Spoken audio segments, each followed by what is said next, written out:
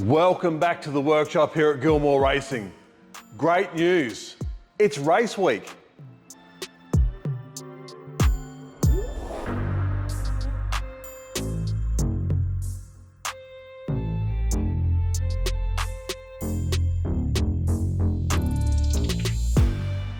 Race week is always super exciting, but obviously we would like to be a little bit more prepared than we are at the moment. We still have a ton of work to do. We need to be loaded and out of here in about a day and a half. We've had some supply issues, but we've got that sorted. We've got all the components from the last episode have been repaired and are ready to be fitted to the car. So as long as we don't find any other issues, we are well and truly on track. As we covered in the last video, this is a major service interval for this car, but on top of that, we've had some damages we needed to take care of after the Winton round. On top of everything else, and on top of getting this thing back into one piece, we also need to put our setup in it for Sydney Motorsport Park, which is round 3 of the Australian Formula Open Series. Kyle's going really well in the car.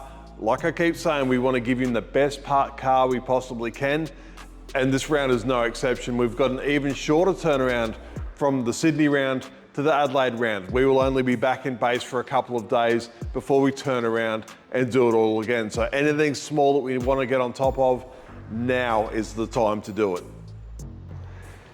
It's an early morning here in the workshop today, so what better way than to start with a couple of easy jobs while the motivation builds up. And the easiest thing we can do is change this air filter. We got this out in the last episode.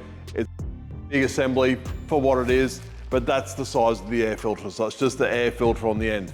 It's due to be replaced, but when Kyle's run off the track, it's filled this thing full of dirt and all sorts of garbage. So this thing can go in the bin. We don't need that anymore. We'll get this housing cleaned up and get this new air filter fitted up.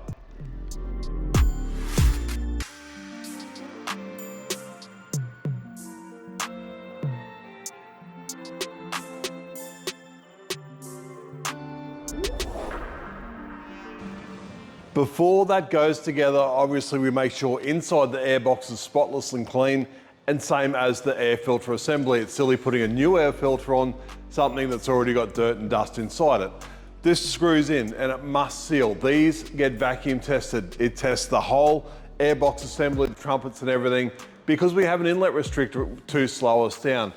If we try to bypass that inlet restrictor and try to get a bit sneaky on the rules, that vacuum test will show up any air leaks. Next up for the easy jobs is refitting the exhaust. Yes, I'm holding 2 tubes here. We found one that was broken completely, but the other one next to it on that same collector has had weight on it and it had cracked that tube, so it needed to be repaired as well.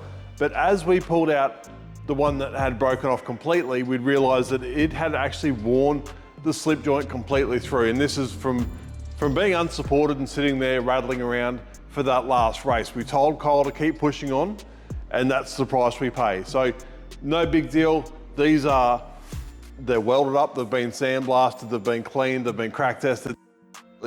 Every precaution we can do has been done. These can now be fitted back to the car.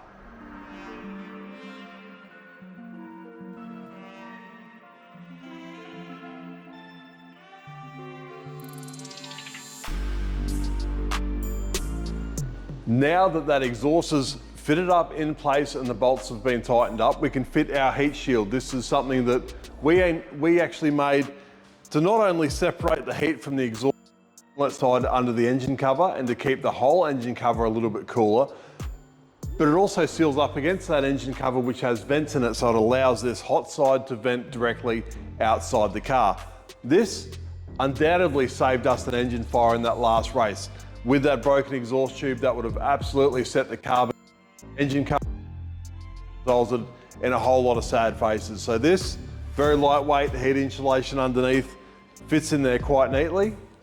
This will be the next piece to go on.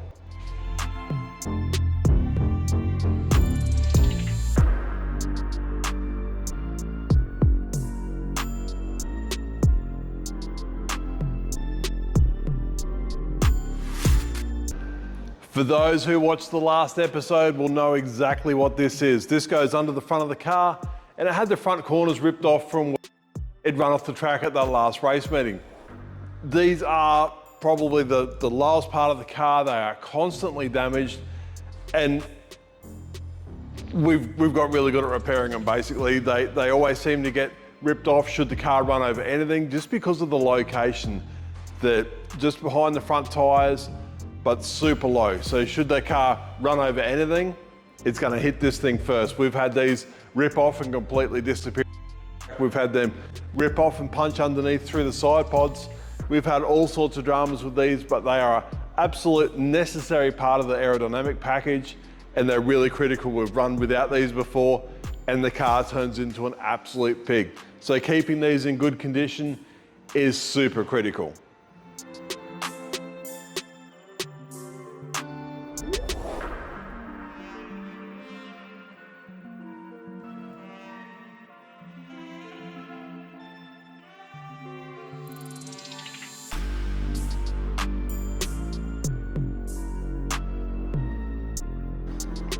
The repairs on that front section are actually that fresh. That paint is still a little bit wet. We've gone with a little bit more orange on the car, and that should make sense at the race meeting. We're really going to lean into that orange theme. While we're at the front of the car, it's time for brake discs. We've worn these things out. These cop a really hard time. The deceleration time of these cars is pretty well unmatched in this country. They stop on an absolute dime. And these things, like everything else, have got to be perfect to get that every last little bit out of the car and hopefully get an advantage on the competition. This time around, we've changed brake suppliers for the front discs. We were unable to get what we normally get, so we've spoken to our friends at Forza's. They've hooked us up with a couple of front discs to try, and I'm really keen to give them a go and see how they perform. The braking performance of the Gilmour Racing cars has always been a strong point and something we are very proud of. Coupled with our downforce package, these things are generally untouchable under brakes. We run a really good brake package that we're also very proud of. So changing the disc is a big deal for us, but something we wouldn't do unless we were confident it's going to work. We have two different styles of discs depending on what we're doing. A bolt-on or ones with tabs. Both sit in an aluminium hat. They're a fully floating disc. The ones we've been supplied are the bolt-on style, so we will go ahead now, change them onto the hats and get them fitted onto the car. This is what they look like when they've been pulled apart. A very, very lightweight aluminium hat, and there's the disc with the bolt holes in it. So that just goes together like that with the proper hardware. It allows the disc to expand at a different rate than the hat would. Not only are they different materials, but even with a solid setup, the friction surface runs a lot hotter than the rest of the mounting, and it will cause cracking. These still get surface cracks from the temperature, and when they begin to crack, that crack packs with brake dust. The brake disc then cools down, expands that crack, and so on and so forth. So when they start to crack, it's normally a pretty speedy process before those cracks get too big that the disc is unserviceable. This one here is actually, we've worn the thing out, which is unusual. It's got a few surface cracks in it, but nothing that we would normally worry about. It's just the friction surface isn't as flat as we would like. This assembly is super easy to replace. Simply loosen the caliper, slide it back a bit, and that disc comes out as a complete assembly, and then we can fit the brand new one we've just assembled, because everybody likes brand new bits. Before I bolt that caliper up, this thing will absolutely get new pads to go with the new front discs.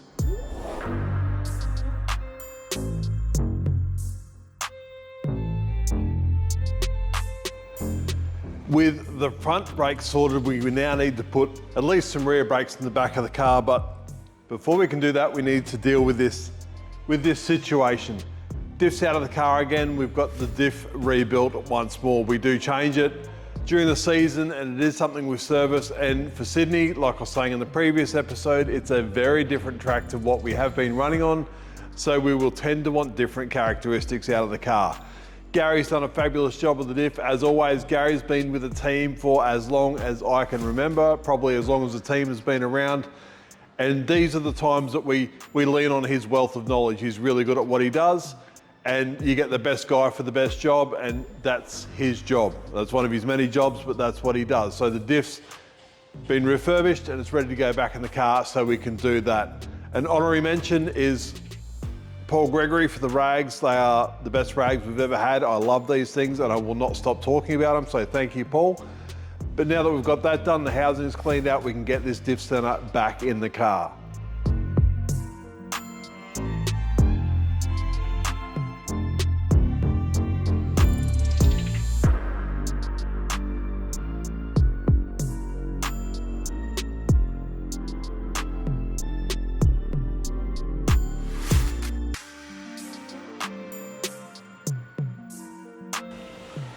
As I start to tighten up this diff housing, I think it's a good time for a competition. We haven't run a competition in a little while, so for our Australian viewers, here it is. We've got a few new hoodies we want to give away, and all you have to do is in the comment section tell me how many championships Gilmour Racing has won in open wheel categories within Australia. That's all you have to do. First 2 correct guesses win one of our new KCK hoodies.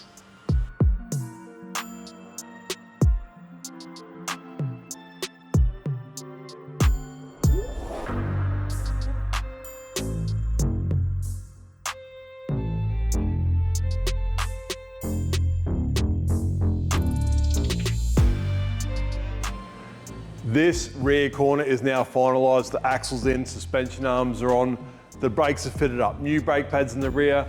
We've also bled the brakes with, of course, our KCK.6 brake fluid, which we use in just about everything, including this car. Next job on the list, I think we'll do the gearbox. We'll get the correct ratios in for Sydney Motorsport Park. Okay, come on, you've seen me put this gearbox together enough times now. It gets a lot of new parts this time. First gear, second gear, including a couple of clutch rings and other bits and pieces. Why do we change first gear for Sydney? Because the start is downhill. And if you could change first gear to start downhill, of course you would. First gear is the entire bottom shaft. It has reverse gear on it and first gear. This is drive direct from the engine, and then the rest of the lower cluster slides onto that. This is due to be replaced anyway, so this can go in the bin. It has seen enough and its service life is up. It's due for replacement. Next up, we'll get the rear wing on this thing, and then we can start fitting up the floor.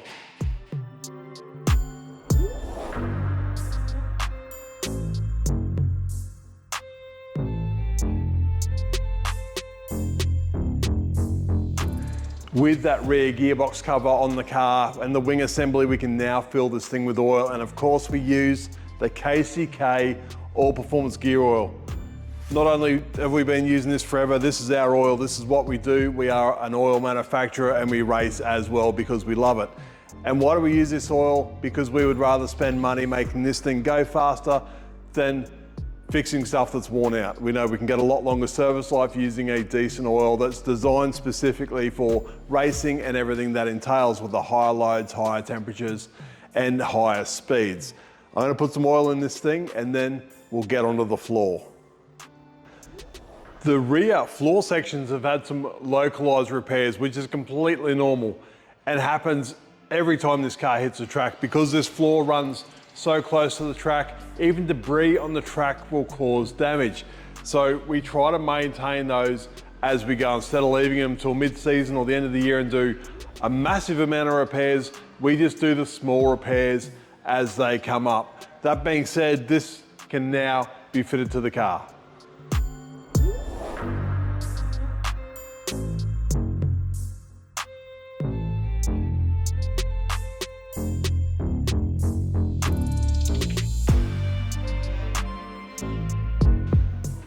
Now we can head back down the front of the car. The nose box is now ready to go on. A lot of what goes on in the front here is just a visual inspection. We've got the brake master cylinders, we've got balance bars, we've got sway bars, there's pressure sensors for the brakes. There's a whole bunch of stuff going on. Very little servicing needs to be done. It just needs to be kept clean and a good visual inspection to make sure nothing's coming loose or indeed there's no leaks. Everything in here looks good. We've just done the brake bleed when we did the brakes. So everything in here is done and tight. Underneath the wing, there's a lot of areas for damage also. Should it run off the track or run over debris on the track? It's got turning vanes underneath and it runs super low to the ground, so also a lot of visual inspection. It's got little wear strips on the outer edges there, and they've just about worn through. This thing's had that much contact with the track. It's still serviceable. We've got spares in the truck should be needed over the race weekend, but it's fine to go back on the car. This just sits on 4 studs. They're actually shear studs that hang out of the front of the tub. So if I can line them up, this should just slip straight on, and then I can fit the nuts on. Very quick and easy to change this should we need to do it, but that's it. Tighten those nuts up, and that's another part finished off on this car. Before we fit this front shocky cover on, some of the maintenance we do under here, there's actually quite a bit going on. Because we're so stuck for room in where the driver sits, components like the radio end up here. It makes sense, the radio antenna comes out of this panel, so the radio, is located under here. We've also got the front shocks. We change the front shocks quite a lot, and we definitely change them track to track. So these have been set where we think they need to be for Sydney, keeping in mind we haven't run Sydney with these new tyres, so we've still got a little bit of learning to do. We're creeping up on the setup, but we definitely aren't there yet. Front sway bar is also located under this panel. Should we need to change it, it's very quick and easy to remove that panel and make the changes necessary. We also have the beacon receivers on the side of the car. These shoot to the beacon on pit wall. The crew put the beacon on pit wall about where the start finish line is, and this helps with the data logger, so the car knows when it's completed a lap, it can work out its distance and everything else, and it makes the data engineer's job a whole lot easier. Everything's been done. We've charged the radio, a really good visual inspection. We can see the pedals down below through these inspection holes. We're happy with that, so this front shock cover can now go back on the car. We also are running a new sticker for the Sydney Motorsport round, just to make sure that nobody in the team forgets why we do what we do, and we've got to remember our heritage. Not only something we do between race meetings, but also something we do every time this car comes in off the track is to drain the fuel. We do this for a lot of different reasons, including we measure how much fuel goes in, how much fuel goes out. We can measure our exact fuel burn. We also can use that as ballast to measure ballast should we have a light driver and we need to keep a certain amount of fuel in the tank to meet minimum weight. We can do it with this machine here. Not only that, this machine actually filters the fuel. Both ways, it filters it as it comes out of the car and as it goes back into the car. The fuel system as it is in the car has a very coarse pickup screen on the dual fuel pumps, and that's about it. It has no fuel filtration as such, so keeping the fuel clean is so critical. Some of the maintenance we do between race meetings that's not directly on the car is this thing. This thing's a hugely important bit of pit equipment that we need, and the Anderson plugs keep breaking on these because of the fuel fumes. So not only do we need to keep the car up to scratch, we also need to keep on top of the pit equipment because it is such a critical part of our race weekend. The next job we have on the list is engine oil. This engine's a dry sump system, so we need to start the engine to pump all the engine oil back into the dry sump tank, and then we can pump it out of the dry sump tank. It makes changing the engine oil a whole lot easier. It's a known amount and we can tip that amount back in. But before we get there, I should go back to the last episode where I said the radiators have got a bunch of bugs in the front and we need to pull the radiators out to get them cleaned. We've had that done off camera. So why am I mentioning that now? Because I've just turned around and there's a puddle of coolant under the car. One of the radiators has begun to leak for absolutely no apparent reason. I should be grateful it's happened here in the workshop, but not at the racetrack. But we've only got a few hours before we need this thing loaded up and we head to the track. So while I'm changing those radiators, let's expand on that competition we mentioned earlier. For any of those who have entered that competition, here's some bonus points. If you can name the drivers and the year they won their championships, I'll throw in a hat with the hoodie. So get onto that now while I change these radiators, and I'll see you back here and we'll start this thing up.